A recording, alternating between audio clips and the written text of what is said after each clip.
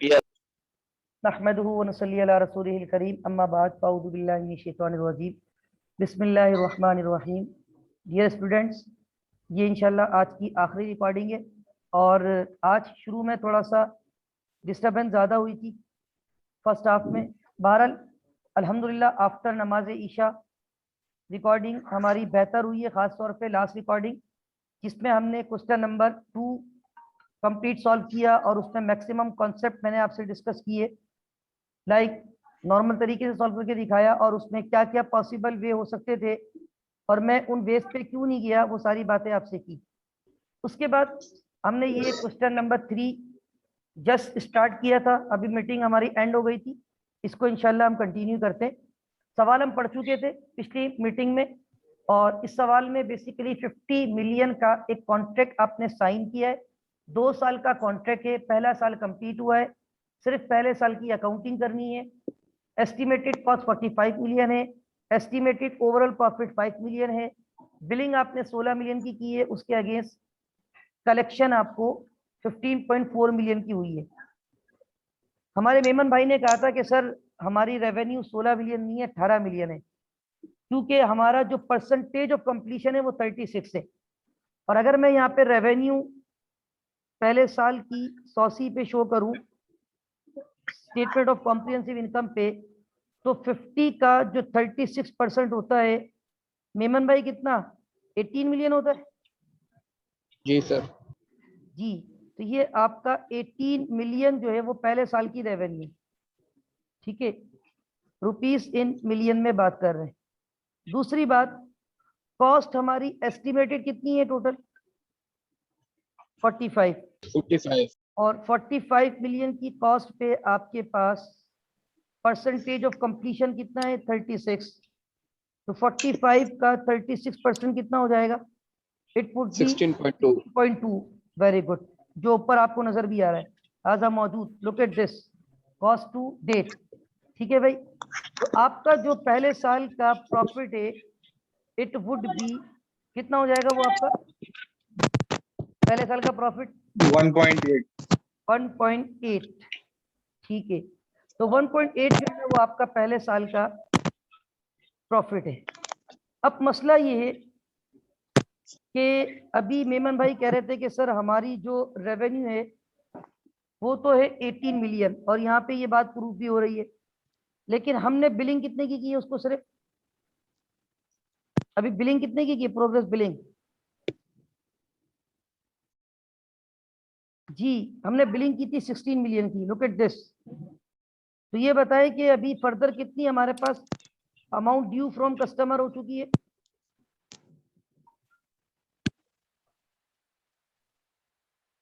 Profit कितना हो गया 1.8, ठीक है, गुड। अच्छा ये सेकंड रिक्वायरमेंट थी ना, इसकी थर्ड और फोर्थ रिक्वायरमेंट को पैरेलल में एक साथ लेके चलूंगा। ये दो रिक्वायरमेंट से जरा मैं हाईलाइट कर दूं पहले, ये दोनों आपको नजर आ रही है। Calculate amount due from customer that would be shown in the statement of financial position. Calculate trade receivable amount shown in the statement of financial position, right? ये दोनों कैलकुलेशन में बैक टू बैक साथ लेके चलूंगा। तो यहाँ पे मैं रिक्वायरमेंट नंबर 3 सॉल्व कर रहा हूँ and that is amount due from customer. Amount due from भी हो सकता है और ये ड्यू टू भी हो सकता है। बहरहाल यहाँ पे फ्रॉम लिखा हुआ है तो इसका मतलब ये आपका एसेट है, ड्यू टू होगा तो ये आपकी लायबिलिटी होगा, वो नेगेटिव आंसर आएगा। इसका एक फॉर्मेट है हाउ टू कैलकुलेट। देखिए ये बताएं आपकी कितनी कॉस्ट लग चुकी है, कॉस्ट टू डेट पहले साल में कितना पैसा आपका लग चुका है, cost to date 16.2। Okay absolutely right 16.2 rupees in million में। ऐड करेंगे रिकॉग्नाइज प्रॉफिट, कितने प्रॉफिट के इंटाइटल टू रिसीव हो चुके हैं आप 1.80। वेरी गुड राणा साहब, you are right, recognise profit है हमारा 1.8, राइट। अच्छा जो कि हमने अभी यहाँ पे 100 में शो किया था, look at this, this one. इसका मतलब है आप 18 के इंटाइटल टू रिसीव हो चुके हैं, जो मेमन भाई कह भी रहे थे अभी। उसमें से कितने की billing already you have done, उसको लेस कर दें। हाउ मच, कितना बिल आप कर चुके, प्रोग्रेस बिलिंग?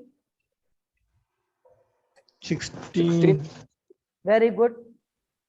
अगर आपने बिलिंग ज्यादा की होती तो ये अमाउंट आपका नेगेटिव में आ जाता, और फिर ये अमाउंट ड्यू फ्रॉम कस्टमर नहीं होता, ड्यू टू कस्टमर होता, and this would be your, क्या होती है वो आपके लिए? लायबिलिटी हो जाती वेरी है. Good. Now this is positive and I think this is 2 million, am I right? जी सर। तो ये 2 मिलियन जो है ना, this is to be shown in the statement of financial position as current asset, amount due from customer, right?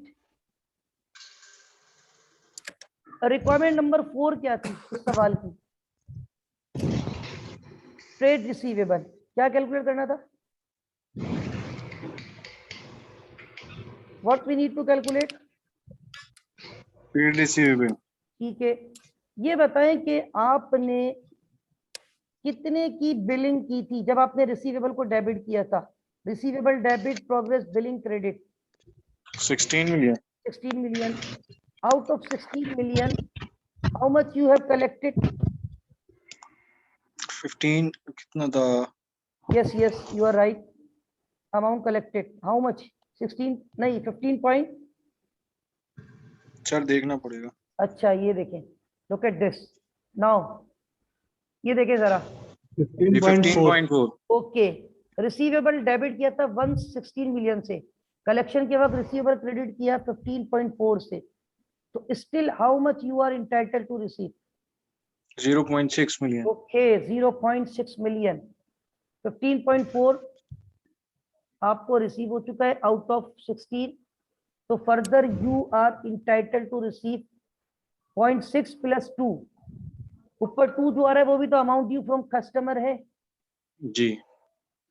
Ji. Is that clear now? Trade receivable जी जी, बोले trade बोले। रिसीवेबल 2.6 हो जाएगा। Very good, very good. Is that clear? जी, any question?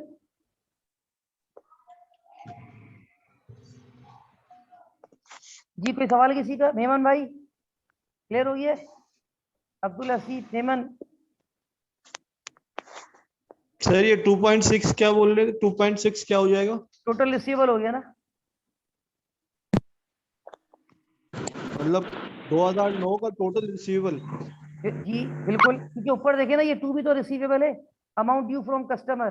Rana साहब, look at this, this plus this, what is this? Sir जी मेमन भाई बोले, प्रोल है। सेट है सर। मैं ये कह रहा था हाँ बोले बोले मेमन भाई, सुन रहा हूँ।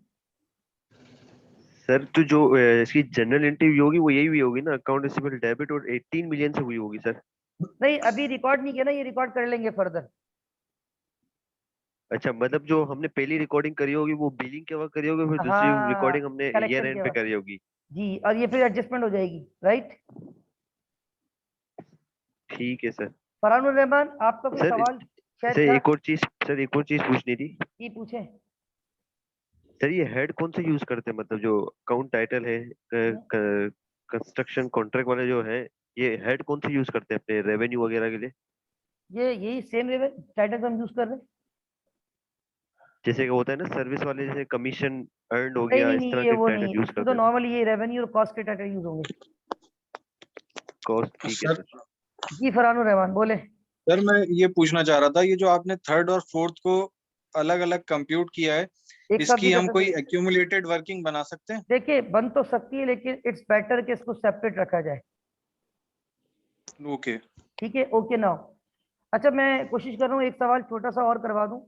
एक्चुअली कल कल से मुराद नेक्स्ट क्लास में जब भी लूंगा ना, मे बी मैं कल ले लूँ भाई क्लास। नेक्स्ट क्लास की अनाउंसमेंट मैं ग्रुप पे करूंगा इंशाल्लाह, देखते रहिए व्हाट्सएप ग्रुप, मैसेज आपको आ जाएगा। मे बी मैं कल क्लास, सर कल ही कर लें सर। मैं कोशिश करूंगा, अगर मेरी कहीं मसरूफियत नहीं होती है तो I will try my best के कल हो जाए, ठीक है। तो लेट्स सी, ये मैं क्वेश्चन नंबर 4 करवा रहा हूँ, छोटा सा एक सवाल है। सर अगर कल लेंगे आप तो फिर फ्राइडे को लेंगे। बिल्कुल फ्राइडे क्लास होगी इंशाल्लाह। ओके भाई अब इसको सर वाइंड अप करना है एज सुन एज पॉसिबल, और कल ओके इंशाल्लाह ओके ये जी सर। टॉपिक हमारा वाइंड अप हो जाएगा। कुछ सवाल होमवर्क दिए हैं आपके, और आज तो हमारा वो काफी चीजों पे टाइम जो है ना स्पेंड हुआ है।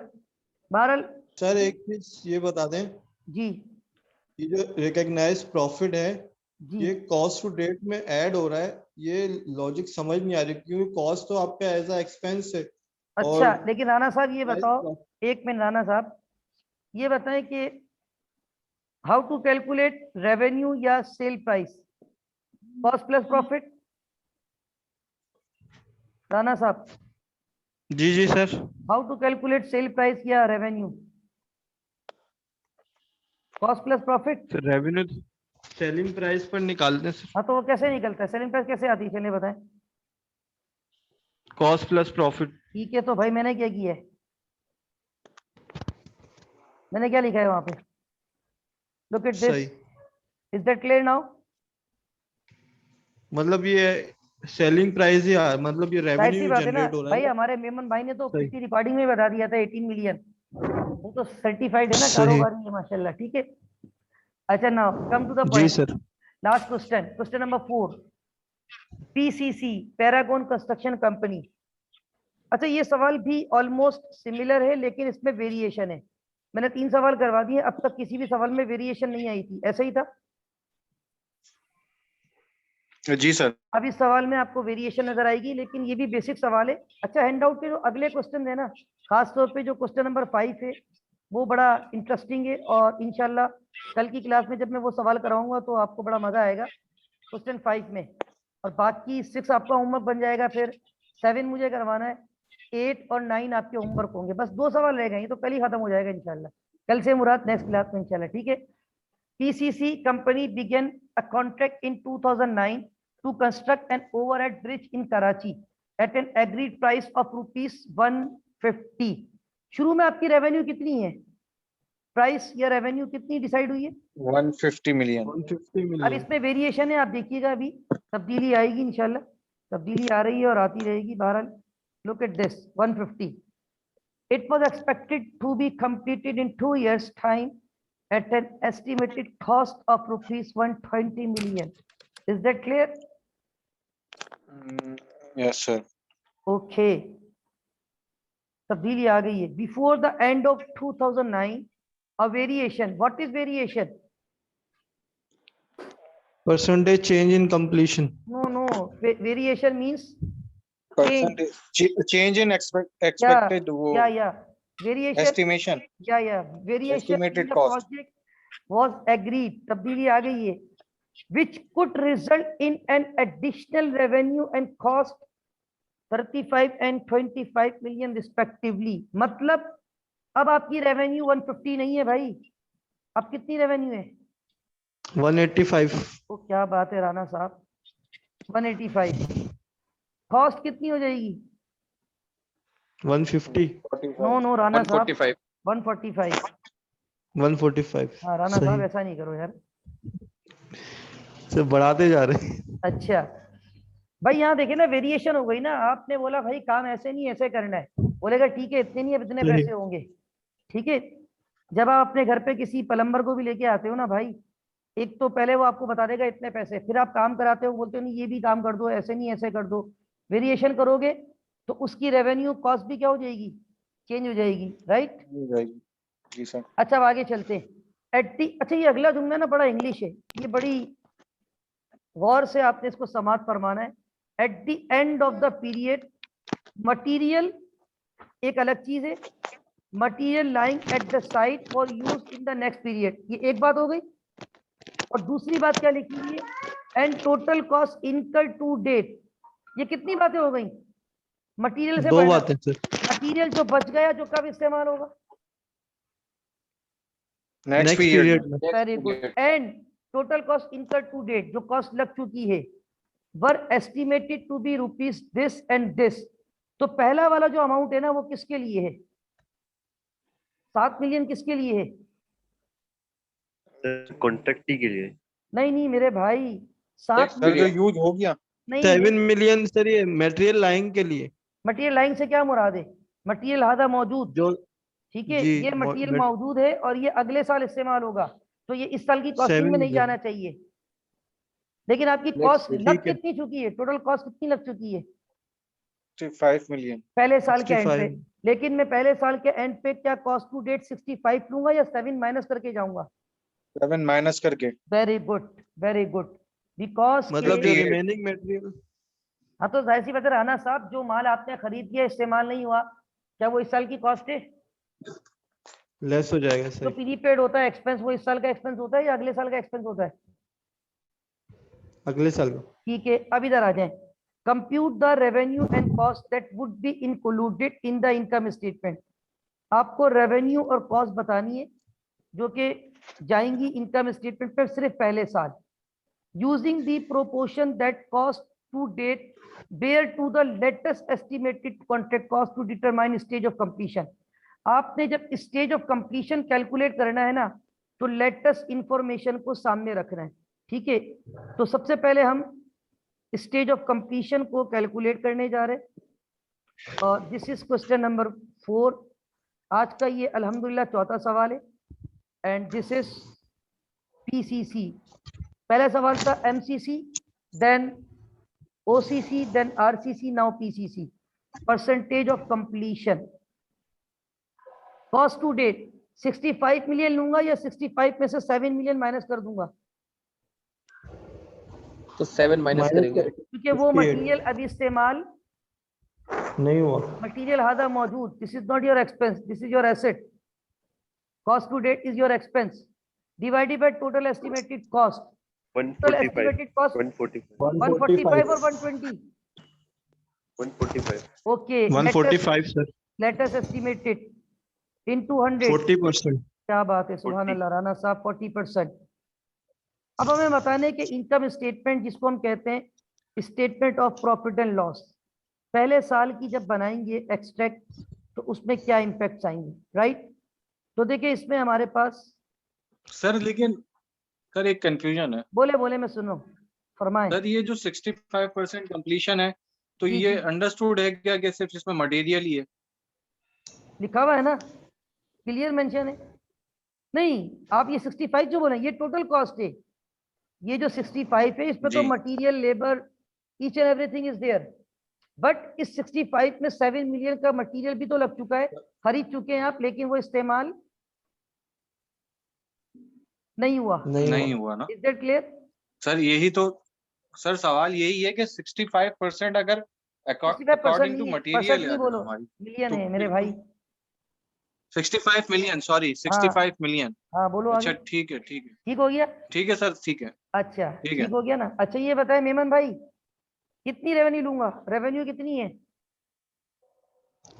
Total? 185। Very good, 185 not 150 into कितना percent? 40%। How much is 40%। That? I think 74 million. 74।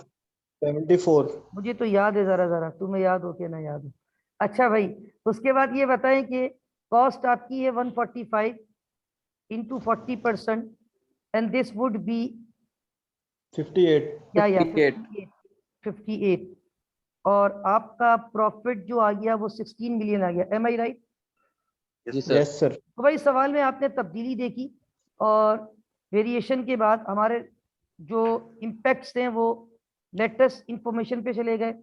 बाकी अभी तो असल वेरिएशन जो है ना वो कल, और फिर कल इंशाल्लाह इसमें एक और मेथड होता है, ये तो कॉस्ट टू कॉस्ट मेथड पे हम जा रहे हैं। एक मेथड होता है certified value of work certified, वो इंशाल्लाह कल मैं फोकस करूंगा। अभी लेकिन इसका पार्ट 2 रहता है, पार्ट 1 तो हो गया, अब जरा पार्ट 2 पे आ जाए।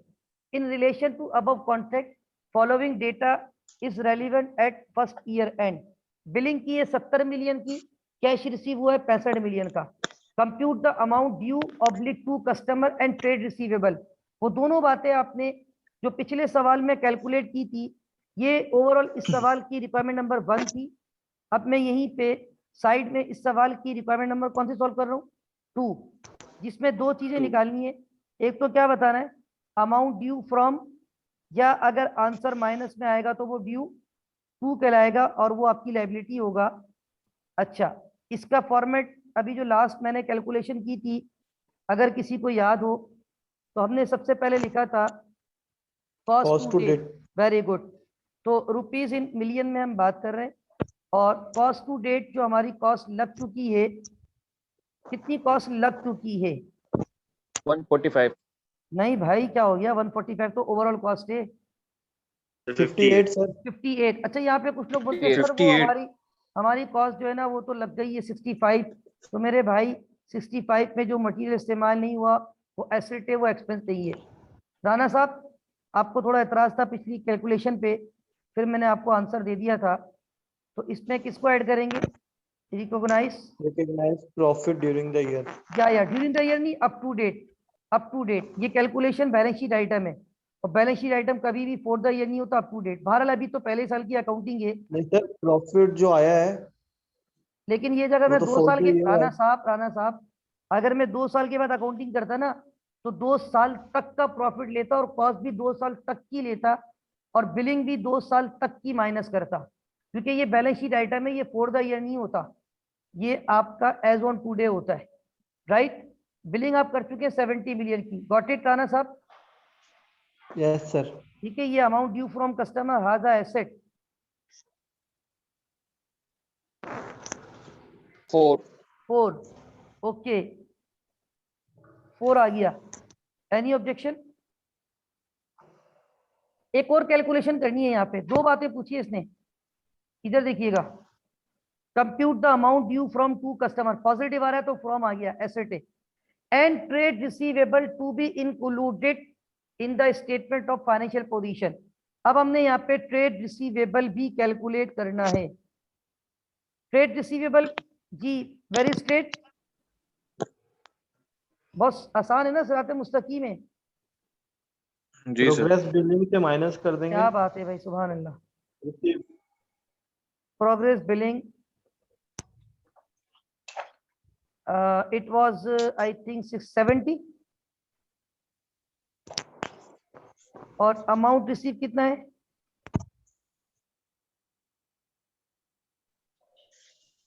65। 65। तो हाउ मच इज दैट? 5 आ गया। ठीक है, 5 आ गया। 5 मिलियन। ये अल्हम्दुलिल्लाह चौथा सवाल भी कंप्लीट हो गया। अब मैं आपसे कहता हूं कि आप अपने तौर पे अगर ट्राई करना चाहें तो आप लोग जो है ना, मैं एक मिनट, कौन सा सवाल, एक मिनट, शायद कोई ऐसा सवाल हो जो सर मैं, ये ट्रेड रिसीवेबल में आप इसका जिस तरह ये अपना इसकी कंप्यूटेशन कर रहे हैं, जी उस तरह तो शो ये हो रहा है कि ट्रेड रिसीवेबल्स 5 मिलियन है हाँ, लेकिन ऊपर और वाला भी अमाउंट तो है ड्यू ना, फ्रॉम वो मिला के कस्टमर 9 हो 4 जाएगा फिर। मिलियन है। ठीक है। अच्छा, अब एक जी। बात सुन लें स्टूडेंट्स, एक अनाउंसमेंट सुन लें आप लोग। मैं ये फाइल कोशिश करूंगा रात को या कल, जैसे ही होता है। अच्छा, आज की रिकॉर्डिंग थोड़ी ज़्यादा है, क्योंकि शुरू में आपको पता है काफ़ी डिस्टर्बेंस हुई है, और शुरू में मैंने आज जो रिकॉर्डिंग्स की है वो 2-3 हुई थी, बिफोर नमाज मगरिब, नहीं सॉरी, बिफोर नमाज ईशा। मगरिब के बाद तुमने शुरू किया था, और ईशा के बाद ये 2 अच्छी प्रॉपर रिकॉर्डिंग्स हुई हैं। तो ये लिंक्स आप लोग देख लीजिएगा। शुरू के जो पार्ट होंगे ना, पार्ट 1, 2, 3, वो थोड़े कम टाइम के होंगे, सुन लीजिएगा। वैसे ही उसमें बेसिक कॉन्सेप्ट मैंने दिए, और ये आखिरी 2 रिकॉर्डिंग थोड़ी बेहतर होगी इंशाल्लाह। दूसरी बात ये है कि मैं ये 1 मिनट चेक कर लेता हूँ। हैंडआउट के 4 क्वेश्चन करवा दिए, 5वां मैं खुद करवाऊंगा, अभी आपने नहीं करना है। छठा सवाल जब मैं 5वां कराऊंगा तो उसके बाद होमवर्क होगा इंशाल्लाह। और क्वेश्चन नंबर 7 जो है ना, वो मैं जब खुद करवाना है इंशाल्लाह, उसके बाद 9 आपसे हो जाएगा बाद में। अच्छा, आप लोग ट्राई करना चाहो तो सिर्फ क्वेश्चन नंबर 8 ट्राई कर लेना। कौन सा सवाल ट्राई करोगे? Question number 8। High rise construction company, right, high rise construction company. बाकी कल इंशाल्लाह 2 सवाल मैं कराऊंगा, बाकी 2 भी होमवर्क हो जाएंगे। Any question? सर ये मैं क्योंकि फर्स्ट सेशन मेरा निकल गया था, तो ये जो IFRS 15 है सर, इसमें सिर्फ ये कंस्ट्रक्शन से रिलेटेड ही है चीजें, रेवेन्यू देखिए रिकग्निशन जो है। बेसिकली अपना फरहान भाई, IFRS 15 में 2 चीजें हैं। 2 IAS को ये सस्पेंड करके आया है। Number 1 IS 11 construction contract, number 2 IS 18 revenue. ये मैंने शुरू में इंट्रो दिया है, पहली स्लाइड पे जब आप जाएंगे तो यहाँ पे आपको ओके नजर सर। आएगा जब मैं इंट्रो दे रहा था, तो मैंने ओके बता सर। दिया। ठीक है जी। राना साहब, you want to say something? Sir मैं क्या पूछ रहा था? बाद में पूछे राना साहब। Okay student, that's all for today. अल्लाह हाफिज व नासिर, पाकिस्तान जिंदाबाद। कल अगर मैं क्लास लूंगा तो तकरीबन आफ्टरनून में या शाम को 4-5 बजे तक ग्रुप पे अनाउंस कर दूंगा, लेकिन अगर कल क्लास लूंगा तो इट वुड बी ऑनलाइन इंशाल्लाह। ठीक है, अगर मैंने ली तो। इंशाल्लाह sir. Okay student, that's all for today. Thank you sir.